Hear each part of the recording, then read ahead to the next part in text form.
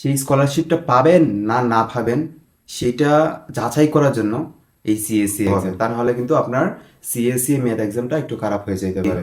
So এটা আসলে বর্তমানে একটা কনফিউশন অ্যান্ড একটা ওয়ান কাইন্ড অফ প্রবলেম হয়ে গেছে, কারণ আপনি যদি 2026 সালের পর থেকে চাইনাতে ব্যাচেলর আন্ডার গ্রাজুয়েট করার জন্য যদি আসতে চান, তাহলে এই একটা ওয়ার্ডের সাথে আপনি নিশ্চয়ই পরিচিত, সেটা হচ্ছে সিএসসিএ এক্সাম।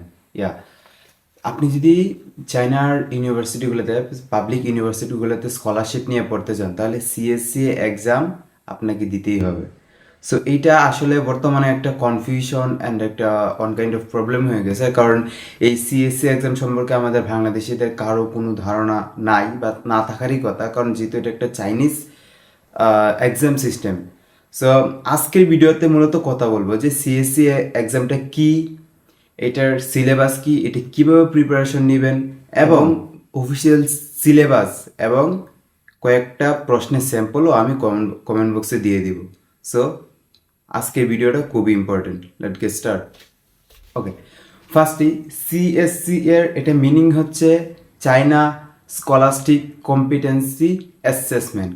ইট মিনস আপনি যদি চায়নাতে স্কলারশিপে অ্যাপ্লাই করতে চান এবং সেই স্কলারশিপটা পাবেন না না পাবেন সেটা যাচাই করার জন্য এই সিএসসি এক্সাম। এই এক্সামটা ক্যাটাগরি আছে। আপনি যদি চাইনিজ মিডিয়ামে পড়তে যান তাহলে আপনাকে যে সাবজেক্টগুলোতে পরীক্ষা দিতে হবে, ইংলিশ মিডিয়ামে পড়তে গেলে সেই একই সাবজেক্টে পরীক্ষা দিতে হবে না। ওকে, ফার্স্টে আসি ইংলিশ মিডিয়ামে পড়তে গেলে। ইংলিশ মিডিয়ামে পড়তে গেলে আপনি যদি ইঞ্জিনিয়ারিং সাবজেক্ট নিয়ে পড়তে চান তাহলে আপনাকে ম্যাথ অ্যান্ড ফিজিক্স এক্সাম দিতে হবে। অ্যান্ড আপনি যদি biology MBBS or health related subject নিয়ে পড়াশোনা করতে চান তাহলে আপনাকে ম্যাথ, ফিজিক্স এবং কিছু কিছু ক্ষেত্রে কেমিস্ট্রি অথবা বায়োলজি এক্সামও দিতে হইতে পারে। এটা ডিপেন্ড করে আপনি যে ইউনিভার্সিটিতে অ্যাপ্লাই করতেছেন সেই ইউনিভার্সিটির রিকোয়ারমেন্ট অনুযায়ী। আর আপনি যদি arts related subject or commerce related subject নিয়ে পড়াশোনা করতে চান তাহলে আপনি শুধু অনলি ম্যাথ এক্সাম দিলেই হয়ে যাবে।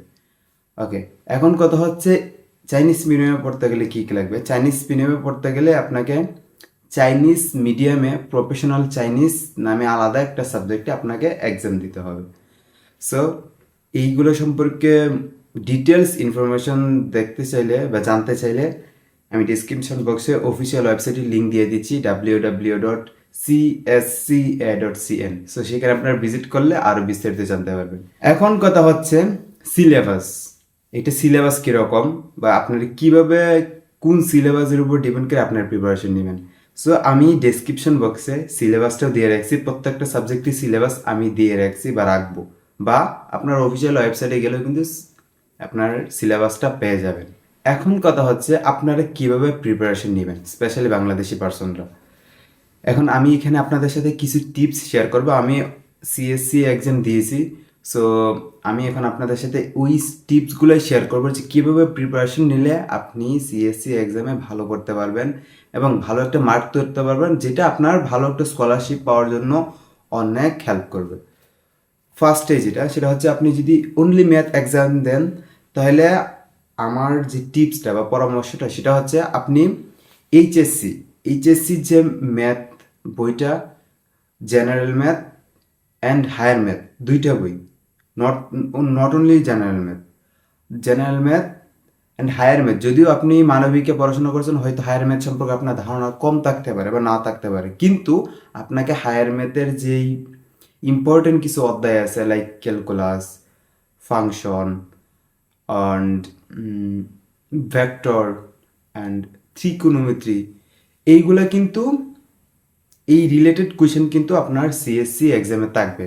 সো আপনি যদি আর্টস নিয়ে পড়াশোনা করে থাকেন আপনি জেনারেল ম্যাথ বইটাও পড়বেন, প্লাস হায়ার ম্যাথের যে ইম্পর্টেন্ট কিছু অধ্যায় আছে আপনারা অফিসিয়াল সিলেবাসটা চেক করে ওই ইম্পর্টেন্ট টপিকগুলো অনুযায়ীও আপনারা কিছুটা স্টাডি করতে হবে, তা নাহলে কিন্তু এটা মাথায় রাখবেন। এরপরে হচ্ছে ফিজিক্সের প্রিপারেশন কীভাবে নেবেন। সো মোটামুটি সেম আপনারা এইচএসসির যে ফিজিক্স বইটা আছে, physics first paper and second paper দুইটা সাবজেক্টেরই যে ইম্পর্টেন্ট টপিকগুলো আছে, অফিসিয়াল ওয়েবসাইটে যে ইম্পর্টেন্ট টপিকগুলো উল্লেখ করা আছে ওই টপিকগুলো নিয়ে আপনারা কিন্তু স্টাডি করতে হবে। Formula plus meanings and plus কিছু ম্যাথ, এগুলো যদি মোটামুটি আপনারা স্টাডি করে রাখেন বা যদি একটু রিভাইজ দেন তাহলেই মোটামুটি হয়ে যাবে। এখানে আপনাকে তেমন বড় কোনো কুয়েশন বা ম্যাথ আপনাকে দেবে না। আরেকটা কথা হচ্ছে সিএসসি যে ম্যাথগুলা, এটা সিএসসি পরীক্ষা হবে টোটাল 100 নাম্বারে। এখানে আপনার 48টা এমসিকিউ থাকবে, সবগুলাই এমসিকিউ, এখানে অন্য কোনো রকমের কোয়েশ্চেন নাই। সো 100 নাম্বার পরীক্ষায় 48টা কোয়েশ্চেন থাকবে। আর হায়ার ম্যাথের বেলাও মোটামুটি সেম। আপনার হায়ার ম্যাথ ইম্পর্টেন্ট অধ্যায়গুলো থেকে আপনারা স্টাডি করে রাখবেন, এমসিকিউ ট্রাই করবেন, এমসিকিউ প্র্যাকটিস করবেন। অ্যান্ড আমি যেই কমেন্ট ডিসক্রিপশন বক্সে যেই স্যাম্পল কোয়েশনগুলো দিয়ে দিচ্ছি বা প্রিভিয়াস ইয়ারের যে কোয়েশনগুলো আপনি দিয়েছি, আপনারা সেইগুলো যদি ভালো করে অ্যানালাইসিস করেন, আপনারা ওই প্রিভিয়াস কোয়েশনগুলো যদি সলভ করেন, তাহলে আপনি ভালো একটা আইডিয়া পেয়ে যাবেন যে আসলে কোন ধরনের কোয়েশনগুলো বেশি আসে। লাইক ফাংশন থেকে কিন্তু অনেক প্রশ্ন আছে, ডোমেন, রেঞ্জ, এই রিলেটেড কোয়েশন কিন্তু অনেক। সো এইগুলো কিন্তু বুঝতে পারবেন, like and probability and so more. So অবশ্যই ডিসক্রিপশন বক্সে চেক করবেন অ্যান্ড প্রিভিয়াস ইয়ারের কোয়েশনগুলো আপনারা কালেক্ট করে রাখবেন, ওইগুলো প্র্যাকটিস করবেন। অ্যান্ড কেমিস্ট্রি অ্যান্ড বায়োলজির বিষয়ে মোটামুটি সেম, আপনারা একটু স্টাডি করে রাখবেন। সো এই ছিল আজকের ভিডিও। আমি জানি না বিষয়টা কতটা কীভাবে আপনার সাথে উপস্থাপন করতে পেরেছি। তো লাস্ট কথা হচ্ছে এটাই, এই রিলেটেড কোনো কোয়েশ্চেন যদি থাকে অবশ্যই আপনারা এখানে কমেন্ট করবেন, আমি আপনাদের অ্যান্সার দেওয়ার সর্বোচ্চ চেষ্টা করবো। এবং অবশ্যই ডিসক্রিপশন বক্সটা চেক করবেন। অ্যান্ড যদি কোনো প্রয়োজন হয় অবশ্যই আমার সাথে যোগাযোগ করবেন, যে কোনো প্রয়োজনে, সেটা CSC exam related, scholarship related, admission related, যে কোনো প্রয়োজনে আপনারা আমাকে নক করতে পারেন। So thanks for watching the video. আল্লাহ হাফেজ।